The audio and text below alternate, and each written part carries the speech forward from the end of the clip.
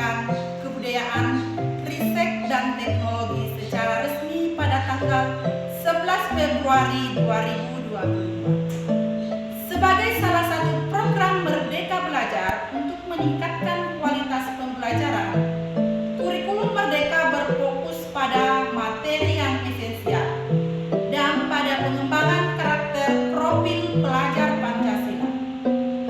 Kurikulum Merdeka dirancang untuk memberi fleksibilitas bagi satuan pendidikan untuk membuat kurikulum operasional satuan pendidikan yang konseptual agar pembelajaran yang diterapkan sesuai dengan kebutuhan belajar murid.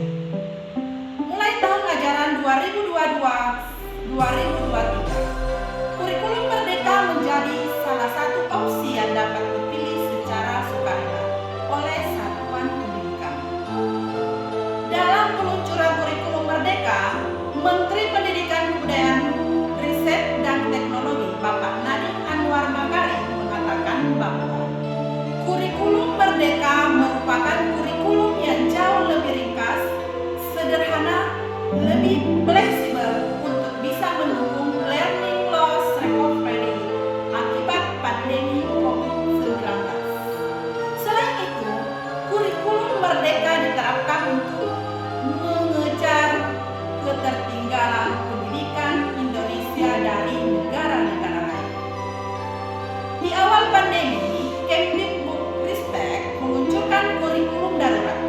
Sebagai langkah pertama kurikulum Merdeka, pada kurikulum darurat tersebut pemerintah menyederhanakan materi secara drastis agar para pelajar dan pengajar dapat fokus untuk mendalami topik-topik yang paling esensial.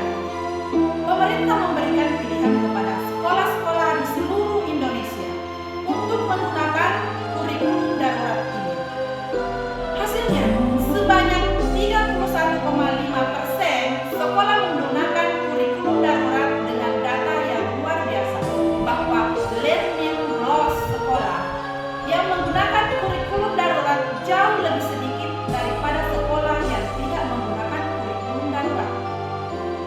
Kurikulum Merdeka merupakan transformasi pembelajaran yang penting, bukan saja dalam menghadapi pendidikan pasca pandemi, tapi juga untuk menghadapi situasi dunia yang terus berubah sesuai dengan perkembangan zaman. Ki Hajar Dewantara menjelaskan bahwa tujuan pendidikan yaitu menuntun segala kodrat yang ada pada anak-anak agar mereka dapat mencapai keselamatan dan kebahagiaan yang setinggi-tingginya baik sebagai manusia maupun sebagai anggota masyarakat. Oleh sebab itu, pendidikan itu hanya dapat menuntut tumbuh atau hidupnya kekuatan kodrat yang ada pada anak-anak agar dapat memperbaiki lakunya hidup dan tumbuhnya kekuatan kodrat anak tersebut. Pendidikan anak sejatinya menuntun anak mencapai kekuatan kodratnya sesuai dengan kodrat alam dan kodrat zaman. Bila melihat dari kodrat zaman, pendidikan saat ini menekankan pada kemampuan anak untuk memiliki keterampilan abad 21. KHD menegaskan juga bahwa didiklah anak-anak dengan cara yang sesuai dengan tuntutan alam dan zamannya sendiri.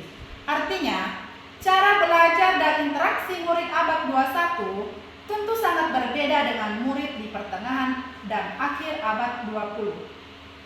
Dalam dunia pendidikan, keberadaan kurikulum menjadi hal yang sangat penting.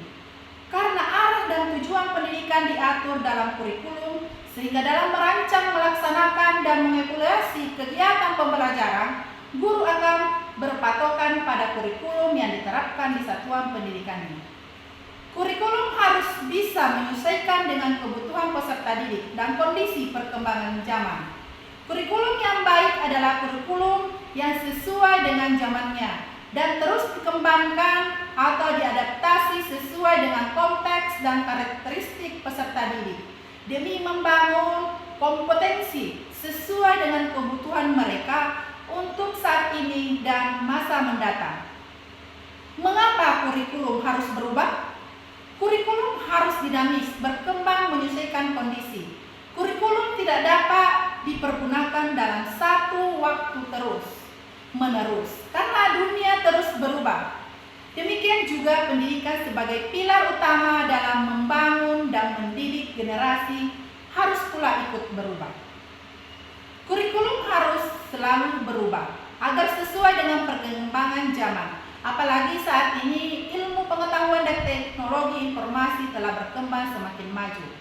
Metode dan konteks kurikulum sebelumnya tentu dianggap sudah tidak relevan lagi dengan kondisi dan karakteristik peserta didik saat ini.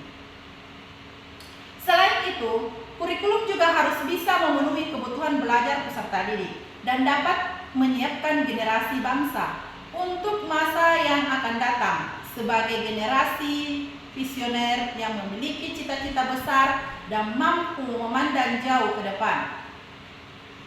Pendidikan adalah menuntun segala kekuatan kodrat yang ada pada anak-anak agar mereka dapat mencapai keselamatan dan kebahagiaan yang setinggi-tingginya baik sebagai manusia maupun sebagai anggota masyarakat.